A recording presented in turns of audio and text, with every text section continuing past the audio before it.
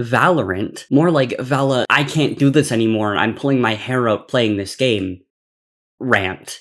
Over the past few years, gaming has transitioned in a major way. Many staples in the old guard of gaming have significantly diminished in popularity, looking at you, Halo, and they just don't hold the same weight in the space that they used to. I've been noticing a trend among popular games that I wanted to bring to your attention. I call it Fortnitification. This is the idea that players care less about gameplay and more about external factors. You know, skins, memes, content creators that inevitably get cancelled because, let's be honest, we're all secretly puppy kickers behind closed doors. I know that this is kind of a hot take, but I really think that I have an argument behind this.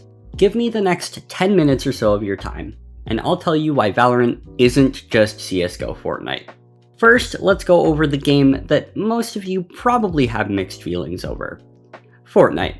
Fortnite rose to popularity just as the Battle Royale craze was getting to its most hype point. PUBG had previously set the precedent for how big a Battle Royale could get, and Fortnite came in with its cool dances and its Drake streams, and it just chug-jugged all over the competition. Fortnite set itself apart in three major ways.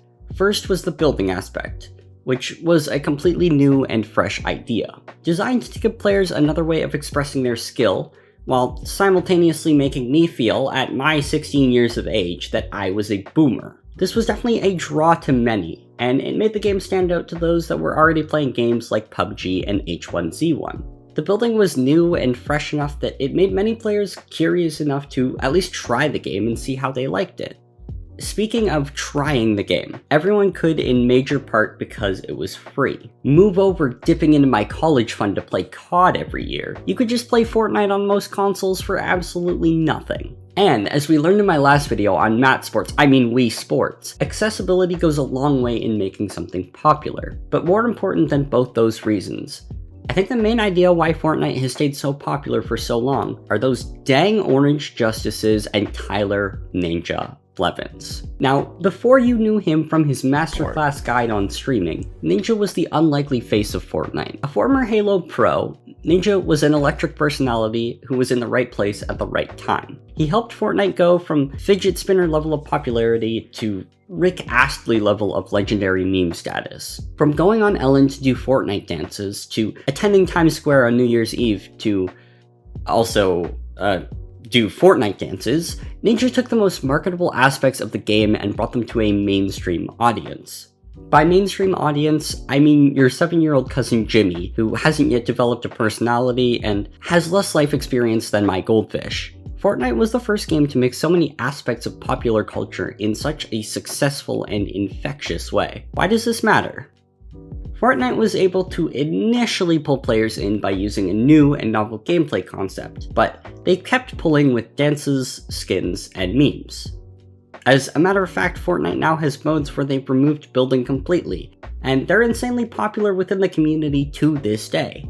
The corpse of Fortnite isn't on my social media feeds because it's still a fun game. I see it because it made a big enough cultural impact that it's semi-permanently etched in our minds, and that's what Valorant is trying to accomplish. Valorant's gameplay is incredibly addictive. It's just flat out a pretty enjoyable game, but they've created one of the healthiest, funniest, most passionate gaming communities within the past 3 years. Riot Games has come into these first few years of game service with the objective of fostering this to the fullest. Meme references like Joy and the Cypher Spider-Man were very intentional decisions to play to their audience. They know what we like. Everything from skins to map aesthetics to new character abilities go towards building the popular culture of this game. When Valorant was first announced, I'll be honest, I didn't totally understand why it was even necessary. It seemed to me like it was trying to be another Counter-Strike clone, many of which have already tried and failed, and I didn't understand what it would add to the scene. I'll start off this next part by saying that since it's come out,